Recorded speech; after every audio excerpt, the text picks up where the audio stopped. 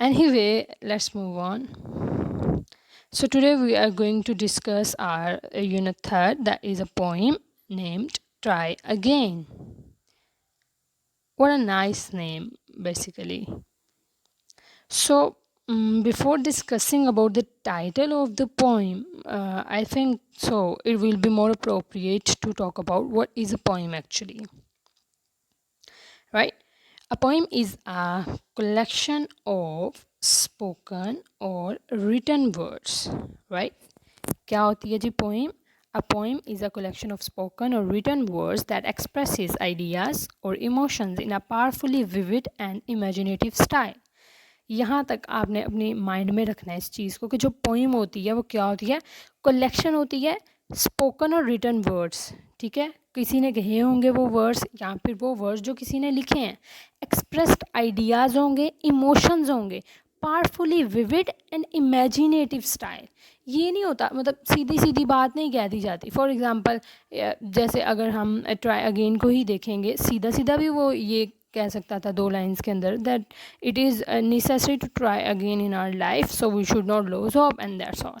So what is the thing that make a poem attractive is its vivid and imaginative style. ठीक है, इस चीज़ का हमेशा याद रखना है आपने। हमेशा हमें पोइम्स जो हैं वो तभी अट्रैक्ट करेंगी when there is some kind of ambiguity in them. ठीक है, एम्बिग्विटी क्या होता है, जब चीज़ें थोड़ी सी हमारे लिए अननोन होती हैं ना, जिनको समझने में हमें थोड़ी सी मुश्किल हो रही होती है, वहाँ पे हमारा जो माइंड है ना वो ट्रिगर करना स्टार्ट कर देता है। वहाँ पे हमारा माइंड फ़ौरन से क्लिक करता है दैट यार ये ऐसी कौन सी चीज़ है, I want to know it, मतलब मुझे पता होना चाहिए, let's think about it, let's search about it. ठीक है, इस तरह से होता है। और इसी तरह की चीज़ें जो हैं वो लॉन्ग लास्टिंग होती हैं। Further on is a poem is a comprised of a particular rhythmic and metrical pattern. ठीक है, इसमें हमेशा rhyming scheme जो है वो यूज़ हुई होती है। So rhyming scheme is also another element जो हम लोगों को जो है वो enjoy करने पे जो है वो that is the exact thing that is known as static player. तो static player होता क्या है, some people हैं उनको poetry पढ़ने में मज़ा आता है, some are interested in prose work, some are interested in poems and so on. तो ये जो चीज़ें हैं ये अपनी स्पेसिफिक स्टाइल्स की वजह से जो है वो जानी जाती हैं या फिर अट्रैक्शन रखती हैं। ठीक है, so the title of poem try again, as I have told you before, even while we are going to discuss about our chapters, lessons, anything, there's always the answer to each and every question in your title. जब हम कोई भी चीज़ start करने लगते हैं तो हर चीज़ का answer जो है वो हमारे टाइटल में छुपा हुआ होता है। ठीक है, try again it is the specific idea about which we are going to talk about. इसके अलावा वो सारे जो हैं वो ठीक है लिंक्ड आइडियाज़ तो होंगे, लेकिन जो बेसिक आइडिया वो हमारा ये है। So let's move on to word synonym. Okay, so the first word is heat. H-E-E-D. Heat. Heat means तवज्जो देना, pay attention to something. Preserve. Second one is preserve. साबित कदम होना. Persist. Continue. To continue something. ठीक है, हार ना मानना. Conquer. कामयाब होना. Be victorious. Trim forward. ठीक है, वही चीज़ के जो है बार बार किसी चीज़ को करने के लिए जो है वो खड़े रहना. ठीक है, ट्वाइस, 2 मरतबा, 2 टाइम्स. प्रिवेल, प्रिवेल का मतलब फैल जाना भी होता है, गालिब आ जाना. ठीक है, गलबा पा लेना किसी चीज़ पे. Win, succeed, again triumph. Strive, कोशिश करना. Try, struggle to achieve something. Disgrace, जिल्लत, खवारी, बेइज्जती, these kind of things.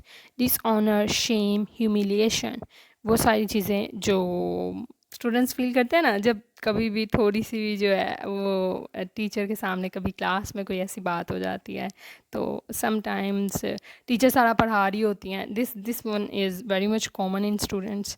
तो पूरी क्लास कह देती है किसी चीज़ पे दैट या मैम आई डू अंडरस्टैंड, हाँ मुझे समझ आ गया, but there is always one student जिसको बिल्कुल भी समझ नहीं आया होता और वो सिर्फ इसलिए नहीं बोलता है because the whole class will may be laugh at her. तो that is the thing that is known as disgrace. For लोग, अवाम, पीपल, ह्यूमंस, पर्सन्स, ठीक है, लोगों को फोक बोलते हैं. कीप इन व्यू, सामने होना, मद्देनज़र रखना, कीप इन माइंड, ठीक है. So let's start our poem. So try again, that is written by William Edward Hickson. Hickson also teaches us the lesson by saying that. अब जो basic, he no doubt he has written a lot of poems as well, but he was famous for writing his this poem basically. Why? Because in this poem he has given us the message of trying again and never quit. So here he is saying that if you find your task is hard, try again. Do not accept reward from anybody, but only time will bring you your reward. It is also, these lyrics, these lines or lyrics have been taken from the very poem that we are going to read right now. So जो basic theme है बेटा हम लोगों का इस poem का वो यही है that we should just keep on trying, right? No matter what, people gonna laugh at you, people gonna betray you, people gonna just make you feel worse. Yeah, this is the right word that I'm using right now. लोग आपको हमेशा आपके right path से जो है वो negate कराने की कोशिश करेंगे, but never do that. Just keep on trying and one day you gonna succeed इंशाल्लाह. So let's move on. The theme of this poem is, the hopeful poem Try Again is W.E. Hickson's masterpiece of didacticism. What is didacticism? बेटा याद रखना है, डायडेक्टिसिज्म जो है वो एक term है जो कि मोस्टली सरमन्स की सूरत में जो है वो बताई जाती है.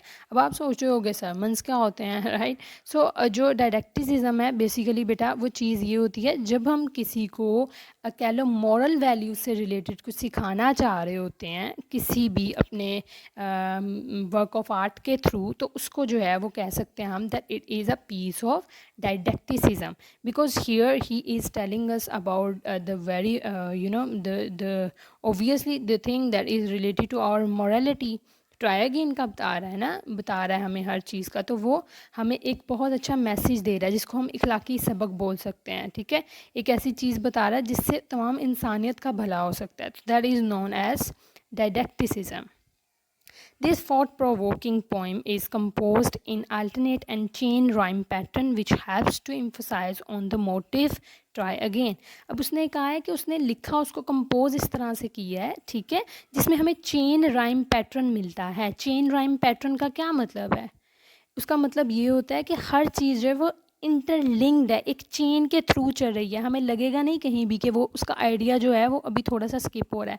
वो एक ही आइडिया को लेके जा रहा है और उसने इतना एम्फसाइज़ किया उस आइडिया को, और उस आइडिया को एम्फसिस जितना उसने दिया है वो सक्सेसफुल हो जाता है किस चीज़ में, टू हिज मोटिव. उसका मकसद ही ये है कि that people will get to know about yes we should try again, ठीक है. The poem is an epitome of the lesson of success, courage, perseverance, conquest, prevalence, grace and patience. All these words are so much positive, ठीक है. ये सारे words जो हैं epitome of the lesson of success, मतलब कह लो कि ये पीक पॉइंट है, ठीक है. एक वो दर्जा है जहाँ से जो है वो कामयाबी का सबक मिलता है हमें, ठीक है. हिम्मत मिलती है हमें, ताकत मिलती है हमें, हमें ये सबक मिलता है कि हमें कभी भी हार नहीं माननी, हमेशा चलते रहना है. हमें जो है वो बहुत ज़्यादा सब्र मिलता है इस पोइम से.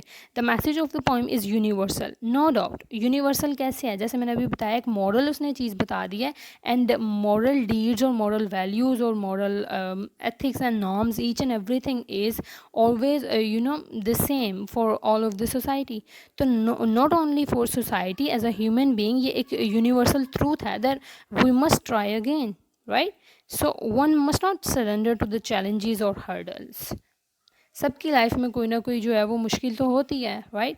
तो हमें जो है वो बिल्कुल भी हिम्मत नहीं हारनी चाहिए. You can see this picture right. हमें कभी भी हिम्मत नहीं हारनी चाहिए. हमें चैलेंजेस जो हैं उनको एक्सेप्ट करना चाहिए. Sometimes even we have to go through a lot of risks in life. So and somehow we have to take them willingly or unwillingly. ठीक है, ना चाहते हुए भी हमें कई बार वो चीज़ें करनी पड़ती हैं. So the good thing is to try again and not to quit. This picture is speaking itself, no doubt. Okay, try again, try again. आप अगर वैसे भी कभी देखो एक चींटी को, तो वो एक एक राइस का जब वो लेके जा रही होती है, she fall at times, बहुत बार गिरती है, but even then she won't ever give up. So here we can also relate the story of spider. If you remember, जो हमने अपने कॉम्प्रीहेंशन पैराग्राफ किए हैं 9th क्लास में बेटा, it is very much relatable. तो हम इसको रिलेट कर सकते हैं. उसमें भी स्पाइडर यही करती है ना, रॉबर्ट ब्रूस वाला, याद है पैराग्राफ? हाँ, याद आ गया. तो उसमें क्या था, 9 अटैम्प्ट्स करती है वो, राइट ना, एंड देन वो जो स्पाइडर है वो सक्सेसफुल हो जाता है अपने अटैम्प्ट में. तो उससे इवन वो जो रॉबर्ट ब्रूस होता है वो लर्न करता है. इसी तरह से we are going to learn from them, right, and never stop learning. Let's read out the poem. It's a lesson you should heed. Try again. If at first you don't succeed, try again. So here the very first word of the poem is very much, we can say that irritating at times or maybe strange to us. So बेटा ये जो उसने use किया है एक short form को, ये it is की फॉर्म होती है, जिसको TIS की फॉर्म में लिखा जाता है. Okay, so don't get confuse about it. It is actually it's, इस तरह से पढ़ेंगे इसको. ठीक है, it's a lesson you should heed. Try again. If at first you don't succeed, try again. So what the poet is telling us here, we have just read the meaning of heed. क्या था heed का मतलब? we should never ever losing hope, and we just should keep going. Try again करते रहना चाहिए. अगर हम first attempt पे नहीं भी सक्सेसफुल हो रहे, हमें नहीं भी कामयाबी मिल रही, even then we should just continue trying again, right. Then your courage should appear, for if you will persevere, you will conquer, never fear. Try again. Right. So यहाँ क्या कह रहा है वो, then your courage should appear. Obviously जब हम first time पे नहीं सक्सेसफुल हो रहे, तो सेकेंड अपीयर पे हमें क्या हौसला मिलेगा, करेज मिलेगा. ठीक है, हमें परसिस्टेंस रहना है, हमें जो वो करते रहना है किसी काम को. यू विल कनकर, इंशाल्लाह हम फतह पा लेंगे. Never fear, try again, just keep going.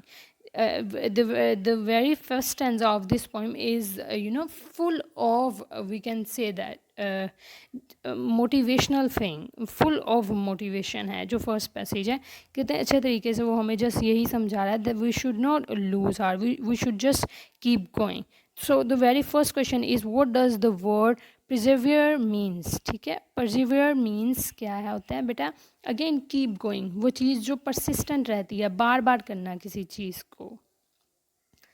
So the next stanza is, once or twice though you should fail, once or twice though you should fail, if you would at last prevail, try again.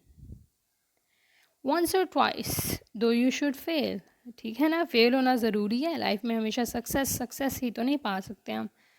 If you would at last prevail, try again. अगर हम तब भी नहीं कामयाब हो रहे, हमें फिर भी ट्राई अगेन ही करना है, हमें दोबारा कोशिश ही करनी है उस चीज़ के लिए. ठीक है, if we strive it's not disgrace. दोबारा अगर आप कोशिश कर भी रहे हो, तो कोई इसमें ऐसी बात नहीं है कि आप शायद फील करोगे, आप ये फील करोगे मैं डिग्रेड हो रही हूँ और something else. It doesn't matter. Though we did not win the race. If we strive, it's not disgrace. Though we did not win the race, what should you do in that case? Try again. Alright? So here we are having very much kind of interesting rhyming scheme, right? Race and case, these kind of words. तो ये rhyming scheme होती है जो बहुत interest पैदा करती है poem में, ठीक है? तो अब वो हमें कह रहा है कि बेशक हम रेस को नहीं विन कर रहे हैं, ठीक है ना? अब whatever the thing, it doesn't matter, सिर्फ रेस की बात हो रही है, हमारी लाइफ में कुछ भी है हमारे पास, अब हम वो नहीं जीत पा रहे तो हम क्या करेंगे? Obviously we're gonna try again. Here I would like to relate this idea to your English speaking thing, especially when students, like there are almost one or two students who are mashallah, very much we can say that they are having that kind of chutzpah to speak out loud in the class whenever they are talking to their teachers and they are using English language. But the 99% of you are feeling disgrace. That might be possible मैं गलत बोल दूँ, might be possible ये कर दूँ. So always keep in mind you should try again. Don't bother about what the people gonna say. They're gonna say all the words all the time. So just ignore them and keep going. If we strive, it is no disgrace. Explain the sentence, but I have just explained it, I guess. मैंने अभी यही चीज़ explain की है. जो question है आपका कि इसका क्या मतलब है, तो यही मतलब है बेटा कि जितनी भी हम लोग जो है वो बार बार कोशिश करेंगे, बार बार कोशिश करने में या बार बार किसी चीज़ के सीखने में कुछ भी जो है वो डिस्ग्रेस नहीं होती, ठीक है? आपकी कोई भी खवारी नहीं हो रही उसमें, you are learning something. And life के बारे में सबसे अमेजिंग चीज़ यही है that we are striving for the survival. शायद आप लोगों को भी ये बात समझ नहीं आए, लेकिन हम अपनी लाइफ में स्ट्राइव ही कर रहे हैं हर चीज़ के लिए. Some people are striving for money, some people are striving for fame, some people are striving for having their basic needs and so on. Anyway, let's move on. So the third stanza is, if you find your task is hard, try again. जब हमें पता है कि ये चीज़ बहुत मुश्किल है. Here I just there is a quote that just pop out in my mind. Pray harder when it is hard to pray. ठीक है? Pray harder when it is hard to pray. तो इसमें ये आई जस्ट लव दिस क्विटेशन. तो इसमें यही है कि जब कोई काम आपको करना बहुत ज़्यादा मुश्किल लग रहा है उस टाइम पे तो ज़रूर करो. जब आपकी नमाज जो है वो बिल्कुल छूट रही है आपसे और आपको लग रहा है कि right now I am damn tired and right now I don't have time to offer the prayer, तो उस टाइम की तो छोड़नी ही नहीं है ना, right? because that is the thing which gonna just give you a lot of stuff. वो सारी चीज़ें हमें मिलती हैं जो हमने कभी सोची भी नहीं होती हैं. Time will bring you your reward, try again. वही चीज़ जो वक्त है वो आपको आपका इनाम देगा. नेवर थिंक कि मैं इसके साथ अच्छा कर रही हूँ वो बुरा कर रही है. Just keep going, just be positive in your life. और आपने बार बार किसी चीज़ को करना नहीं छोड़ना. It's okay. Sometimes you feel low, it's okay. Sometimes you even feel hurt, but the thing is the maturity lies in the fact that you are just keep going. So we can relate that thing to this try again. All that other folk can do, वो सब चीज़ें जो सब लोग कर सकते हैं, why with patience should not you? तो वही सारी चीज़ें सब्र करते हुए आप क्यों नहीं कर सकते? Only keep this rule in view, try again. I loved it. So beautiful. तो उसने क्या कहा है जी कि वो सारी चीज़ें जो बाकी लोग भी तो कर रहे हैं ना, तो आप वही चीज़ें सब्र से क्यों नहीं कर सकते? आप बेटा जितने भी मोटिवेशनल स्पीकर्स को देख लो, आप जितनी भी जो है वो रिनाउंड पर्सनालिटीज़ को देख लो, वो अपनी लाइफ में ज़ीरो से ऊपर आए हैं. ज़ीरो से. एक राइटर है, एक स्पीकर है, एक जो है वो इवन क्रिएटर है किसी भी चीज़ का. अभी ये डब्ल्यू हिक्सन को ही देख लो. ही वॉजंट अ बोर्न पोइट, ठीक है? हमें करना पड़ता है, हमें उसके लिए कोशिश करनी पड़ती है, हमें उसके लिए बहुत कुछ सेक्रीफाइस करना पड़ता है. And then we come to a point where we get that thing that was our M.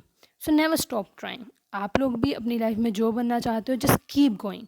अपनी नीयत अच्छी रखो and just keep going. Try again, try again, try again, and then you will see that time will bring you your reward. Alhamdulillah for everything. And yes, it happens.